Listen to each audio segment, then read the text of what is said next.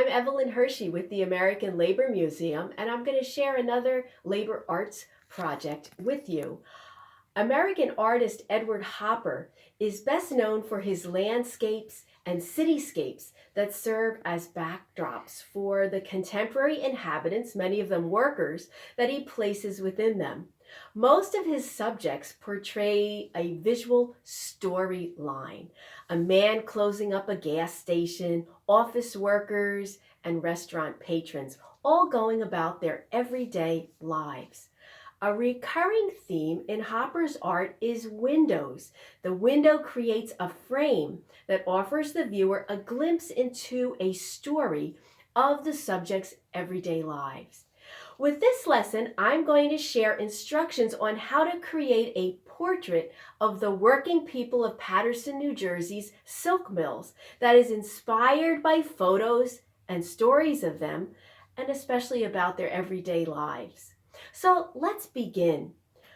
In this print from about 100 or so years ago, you can see one of the factories in Paterson. It was a large complex.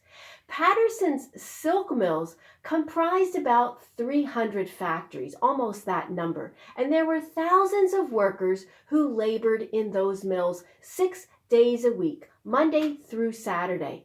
They were primarily immigrant workers and were low paid. The work they did was often very dangerous. This is what it looked like inside. These men are busy preparing machines for the weavers to begin the work of creating Paterson's high-grade silk. They work with large, loud machines, and their machines have no safety stops. When there were malfunctions, when weavers and workers accidentally placed their hand inside of a machine, there were often dangers that they faced, injuries at work. These mills were operating long hours. A workday extended from 10 hours each day and 5 hours on Saturdays for a 55-hour work week.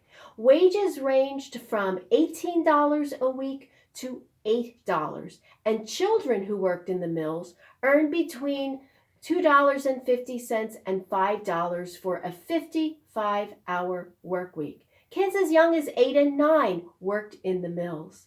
If you didn't like the work, well, you could try and find work elsewhere. You could complain, but it was very easy to be fired. This young woman is an Italian immigrant operating a loom. And you'll notice, if you can see closely, there is oil stains on her skirt. The workers' machines were not only loud, they were smelly, and there was lint in the air. People developed lung problems because of the workplaces. One mill owner nailed windows closed so a beautiful day would not distract his workers.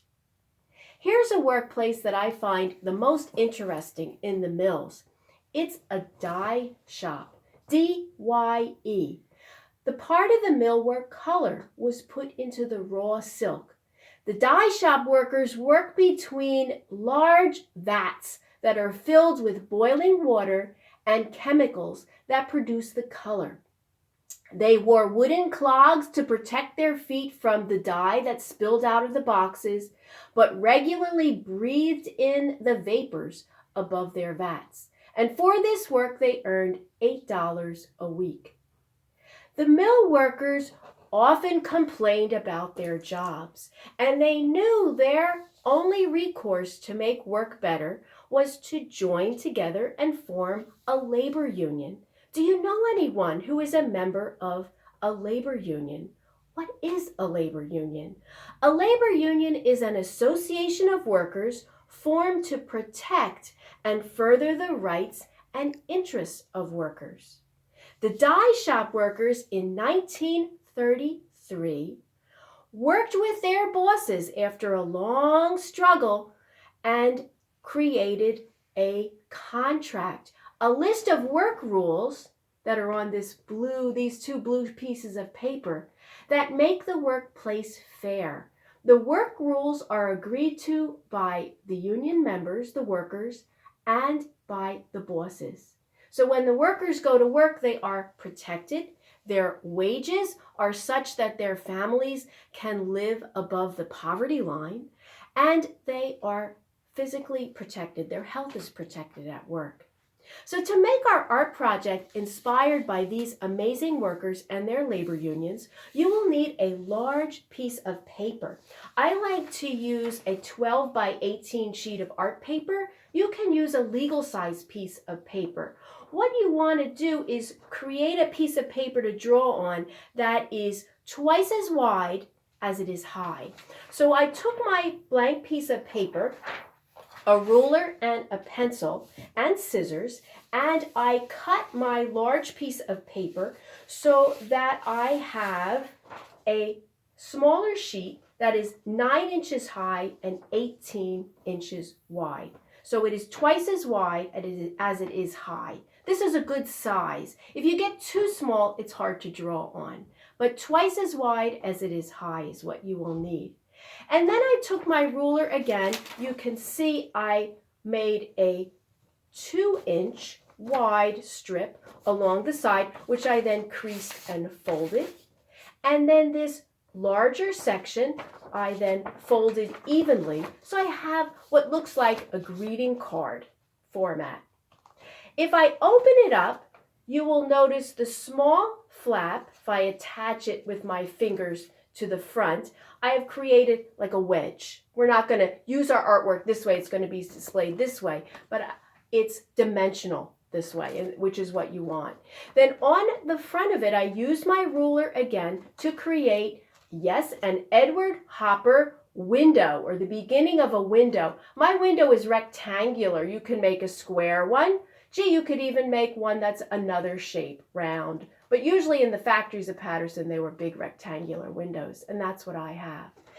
And then we'll start with our drawing. I'm using today colored pencils and my pencil. So graphite and color pencils is what is used for my final project. What I have done on the front, on the window face, let me show you, is I have imagined what the wall of a Paterson silk dyeing company might look like with bricks. And you can see how I use different color, reds, oranges, to begin to shade in the bricks of the front of my building around the window. And I have given a banner with a title or name of the company on the building. So you may make up your own name for your Paterson Silk Company, and you may ornament the front of your window as you would like. Then as we look inside of the window, we're going to see a scene of the silk workers. And I've chosen to draw the dye shop. I like the dye shop because when I draw a picture, I always imagine or look for the basic geometric shapes. Trust your eye. Don't draw what you think is there. Look at a picture, be inspired by your imagination, and start with simple shapes. And the dye boxes are rectangular, as you can see at the bottom of my picture, and there are beams at the top of my picture. So I started there and began to sketch in the dye shop workers in between the dye vats. I kind of liked it in graphite without colored pencil, but you can certainly color in here too. I think I'm going to leave my project this way. I have a little more shading in to do.